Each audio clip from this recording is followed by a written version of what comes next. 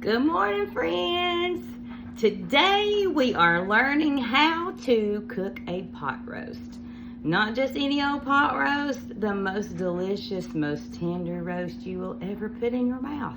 And Kaylee, I know this video is not going to be your favorite, but it might be Colton's favorite. It definitely could be Caleb and Kelly's favorite. It really is mine and Keith's favorite. So, how to cook a pot roast. Let's get started. First, I'm going to show you the ingredients. I've got a roast over here that I had in the freezer that I got out. So that's a chuck roast. We're going to be using Hidden Valley Ranch dressing mix, Good Seasons Italian dressing mix, and a pack of brown gravy. Just McCormick's brown gravy. You will need 1 cup of water. Just put it in a measuring cup, 1 cup of water. And then you're going to open all your packages and you're going to pour them into your water. This is just cold tap water. It probably dissolves a little better in warm water, but this will be fine. It'll do. Next is the Italian. And next is the Hidden Valley Ranch. So this is not a recipe that I made myself. I found it online and tried it, and it's delicious. It's actually from a diet plan that we all used to do called Shibboleth. It's not Shibboleth anymore. And it was called To Die For Roast. And it really is. It really is that good. It really is to die for. So, we're going to take and mix all that up. You want to make sure you get all the little pieces of it. I kind of smush them up against the side so as to get it all that flavor. Smells good. Alright. Next up, you got to prepare your meat. Okay, so I've got my beef roast out. I really should have started with this. Wash your hands. I should have said that. I just assumed y'all know that, but please wash your hands before you touch your food. Nobody wants you to cook with dirty hands, so make sure you wash. I did. All right, so I've got my roast out of the bag, and I've got it sitting on a paper towel, and I've blotted off some of the, rinsed off some of the blood and the ick. Now I'm going to salt it, and I'm going to generously salt it because there's 2 things that I believe need more salt than any other things, and that is potatoes and beef. Salt brings out the flavor of everything. All right, now this is going to go in the crock pot.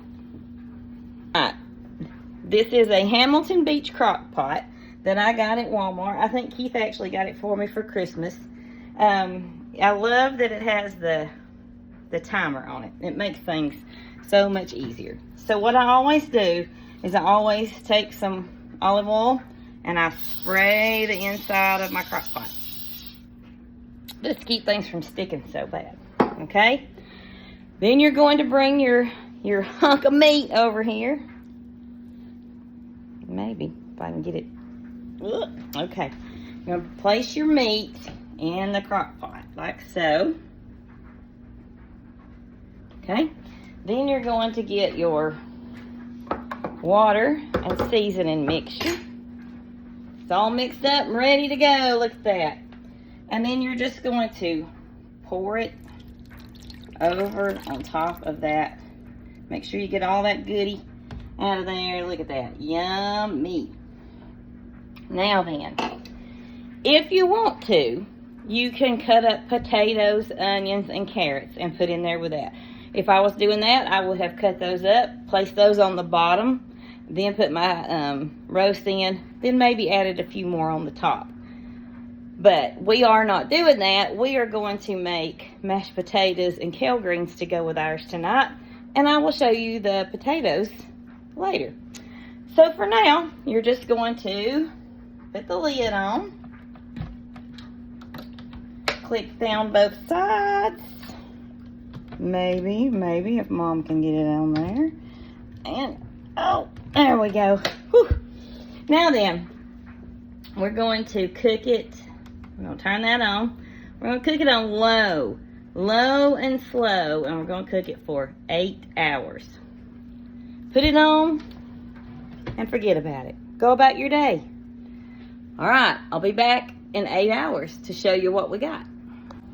Alrighty, as promised, I'm going to show you how to make mashed potatoes. So I usually use about 6 potatoes. I only had 4 left, so that's what I'm going to use tonight. I just take them, just regular Idaho, and I run them under the sink, and I give them a little twist like this a few times in the sink. Get them good and clean, okay? So you're going to need potatoes, a Walmart bag or some bag for trash, a potato peeler, and a knife, okay? All right. If you don't know how to use a potato peeler and you've never seen one of these, this is the sharp blade part. Now, it's not sharp enough to cut you if you just do like that. And they're very easy to use, but some people just can't get the hang of it, but it's really easy.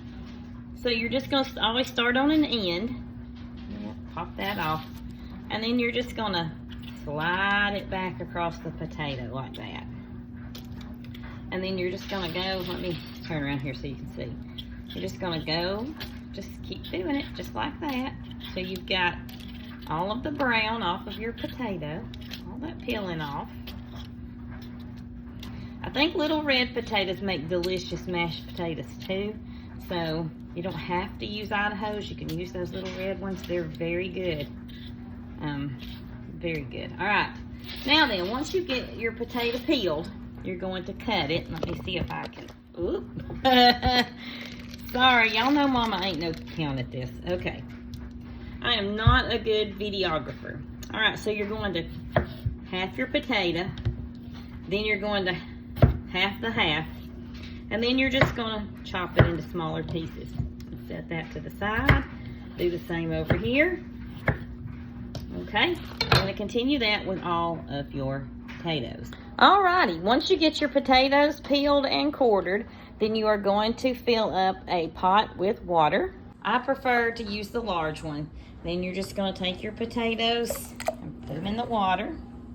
Very simple. Nothing hard and complicated here. Now I do have that in warm water. I think warm and hottish water boils faster.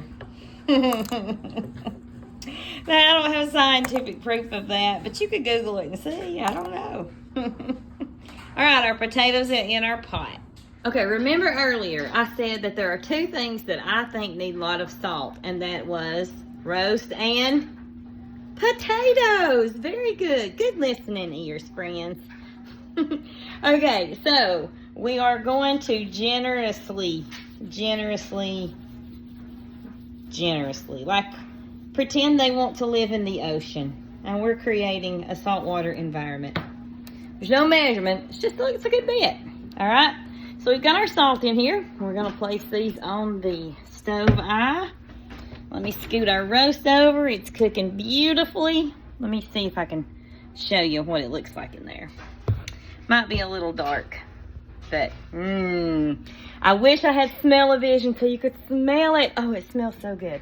All right, we're going to turn our large burner on high, and we're going to let them come to a boil. You're going to take a fork. You're going to let them boil for a little bit. Let them boil, I don't know, 5, 6, 7 minutes. And then you're going to take a fork, and you're going to test the tenderness of it. And I'll show you how to do all this. And you want them to be fork tender, okay? You don't want hard. You do not want hard potatoes. Nobody likes a hard potato. Nobody. So I will show you how to check them here in just a little bit. All right, potatoes are cooking. They've been cooking for about, 10 minutes or so. So you're going to take your fork.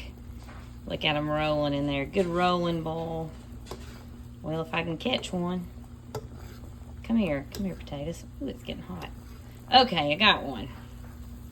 Now, I usually don't do this. I usually just do it on the side of the pot, but I want to be able to show you this. So, soft. Yeah, it's good and soft. It's not hard and crunchy. Whoops. So that is a perfect consistency. You want it to be smushy. See how you can smush it? Yeah, that's what you want. I might let them go just a few more minutes. In the meantime, you go ahead and get out the things that you're going to need to make them. So you're going to need a bowl. And I use a plastic bowl. You're going to need the strainer to strain the potatoes out of the water. Come here, you. Get over here. You're going to need milk and butter and salt and pepper. I prefer to use, I'm sorry, y'all are looking right up my nose probably. It's a good thing y'all don't care. I prefer to use stick butter, but I don't think I have any, so we're just gonna have to use the country crock, which is fine. It's fine. So, got all that out. Okay, so once your potatoes are ready and they're to your desired tenderness, you're going to come over to the sink. Be careful, this is hot. It's very hot. Pour away from you. My camera. Anyway, you're gonna pour them into the strainer. Look at all that smoke. My glass is fogged up. Okay. Now then, that is done. I set the pot over here in the sink. I'm gonna pick them up, bounce them around a little bit, get the water off of them. Look who's home. Hey. It's Dad. Yeah. He's gonna get to be in a video. Yay. Home from work. Okay, here we go. We're gonna make some mashed potatoes. Ooh. All right. So once you get them drained, you're gonna put them in a plastic bowl. Do not put them in the bowl that you cooked them in, especially if it's Teflon, because you will have Teflon taters. Ask me how I know. Experience, that's how. Oh, let me grab salt and pepper. Because what do potatoes need? Salt, that's right. Good job. Good listening, ears, friends. Now, there's no measuring this. You just dump it and pour it and mix it, and then you taste it. Probably not gonna need too much of that. Generous butter, because butter makes it better. That's Mama's theme. Butter makes it better, so that's probably about 2 tablespoons. We'll start there. And salt and pepper. Okay, now then, look, there's what it looks like before you start mixing it. You're gonna use your good old handy dandy electric mixer.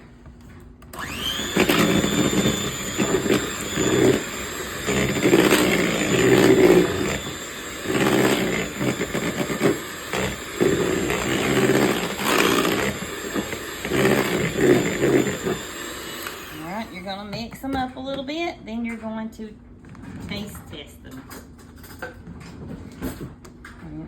I think they might need a little bit more butter and milk. That's pretty good, we're close. Maybe just a little bit more butter. So I'll put another generous spoon in there, and I'm gonna put just another splash of milk. But let me show you this consistency so you can see it. But I want them a little creamier than that, so that's why I'm adding more liquid. Okay? Then you're gonna put it in there, mix it again. Oh yeah. Now we're getting there.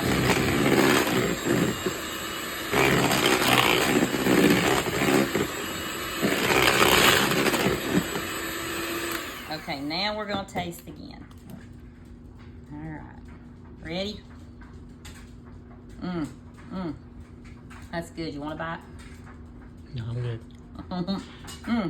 Okay, that's how you make mashed potatoes. Now notice how she slowly lifted that up out of it, Right. to keep it from slinging everywhere. Right, and I turned it off before I did it. Right. So let's watch that process again, because that's a good point. You put it in before you turn it on. On low. Turn it on. And then mix. And then you turn it off before you pick it back up. Now, if you have something like a cake batter that's on there and it's thick and you want to get all that off, then you would, while you're doing this, can you see? You would mix, and then you would pull out on low, just a little bit, so it slings it off onto the sides of the bowl. Then you turn it off, then pull them out. Hit your eject button, and put them in the sink. And that's it. You just made mashed potatoes. I'm gonna show you guys how tender this is. Don't even use the knife, Keith. Just like pick it up with the fork. You can probably just, yep, tender. Delicious. All right, what you think? Taste test. It's delicious. It's the best pot roast you ever had, right? It is. It's a great recipe. It's to die for.